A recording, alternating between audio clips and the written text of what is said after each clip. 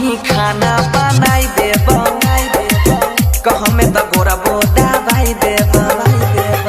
हम ही खाना बनाई देब कहमे त गोरा बोदा भाई देब हमरा गई गोरी दुल्हा बना गई दुल्हा बना हमरा गई गोरी दुल्हा बना गई दुल्हा बना हम ही खाना बनाई देब कहमे त गोरा बोदा भाई देब हम ही खाना बनाई देब कहमे त गोरा बोदा भाई देब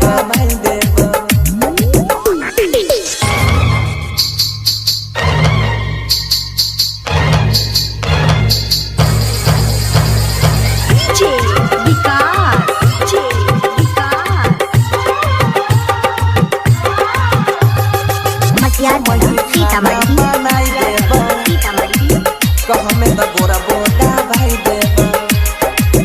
कहमे त गोरा बोदा भाई देब हमरा सन कनै मिलतौ गे दुल्हा दिबिया बार के गोरी खोई जाले दिबिया बार के गोरी खोई जाले हगे हमरा जैसन तोरा मिलतौ ना दुल्हा दिबिया बार के गोरी खोई जाले कपड़ा लाता सब धोई देब रतिया में गई से जो सगैबो आबे ना हमारो जियारा जुड़ा गई जियारा जुड़ा हम ही खाना बनाई देब कहमे त गोरा बोदा भाई देब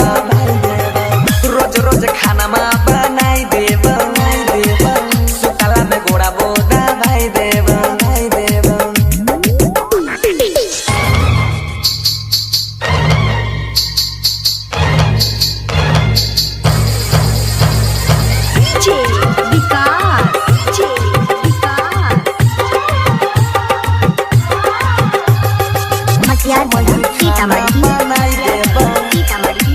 कहमे त गोरा बोदा भाई देब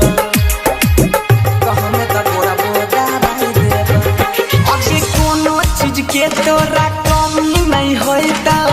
बापू हमर अमीर गे बापू हमर अमीर गे आगे कोनो चीज के तोरा कमी नहीं होता बापू छै हमर अमीर गे कहे छो बनसी सुन के गोरी अजब गजब के लागै छौ जोरी